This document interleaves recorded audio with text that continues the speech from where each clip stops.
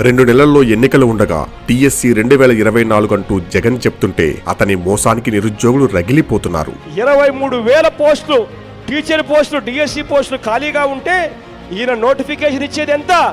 కేవలం 7,900 పోస్టులకు ఇస్తాడు. రేపొద్దున దేవుడు దయ వల్ల మనందరి ప్రభుత్వం అధికారంలోకి వచ్చిన తర్వాత మెగా డిఎస్సి పెడతామని చెప్పి ప్రతి పిల్లాడికి చెప్తా ఉన్నా. తాను అధికారంలోకి వచ్చిన వెంటనే మెగా డిఎస్సి ఇవ్వడంతో పాటు ఏడాదికి ఒక డిఎస్సి ఇస్తానన్నాడు.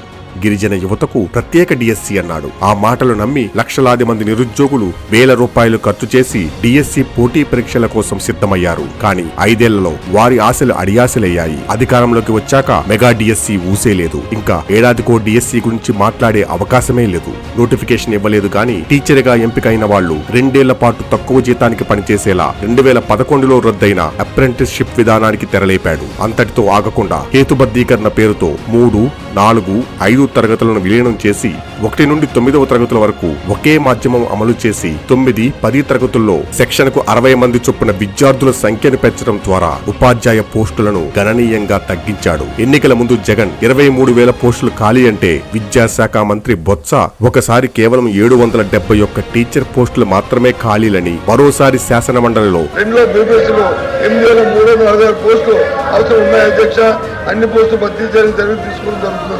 పాత లెక్కలన్నీ మర్చిపోయి చంద్రబాబు గారు ఇచ్చారన్న 7,902 పోస్టుల కంటే 5 ఏళ్ల తర్వాత ఈ డిఎస్సి ద్వారా 6,100 పోస్టులకే నోటిఫికేషన్ ఇస్తున్నామనటం మరో మోసం. వాస్తవానికి 2014, 2019 మధ్య 2 డిఎస్సి నియామకాల ద్వారా 17,589 ఉపాధ్యాయ ఖాళీలను చంద్రబాబు గారు భర్తీ చేశారు. డిఎస్సి నోటిఫికేషన్ వచ్చాక 40 రోజుల తర్వాత గానీ పరీక్ష పెట్టడానికి వీల్లేదు. పరీక్ష నిర్వహణకు మరో 15 రోజులు సమయం వెరసి మొత్తం ప్రక్రియ పూర్తి కావడానికి 2 నెలల సమయం పడుతుంది. ఈలోపు ఎలక్షన్ నోటిఫికేషన్ వచ్చి నియామక ప్రక్రియ ఆగిపోతుంది. అంటే కేవలం నోటిఫికేషన్ చూపించేసి నిరుద్యోగులను మాయ చేసి నియామకాల బాధ్యత మాత్రం ఎన్నికల తర్వాత అధికారంలోకి వచ్చే ప్రభుత్వానికి వదిలేస్తున్నాడన్నమాట. ఈ మోసానికి తగిన గుణపాఠం చెప్పటానికి యువత కూడా సిద్ధంగానే ఉన్నారు. ఎట్టి పరిస్థితుల్లో కూడా 6,100 పోస్టులకు ఒప్పుకునేదే లేదు. లేకపోతే మీరు కొట్టారు, తీసుకున్నాం, మా టైం వస్తుంది, ఖచ్చితంగా 2024లో కొడతామని చెప్పేసి నేను తెలియజేస్తున్నాను.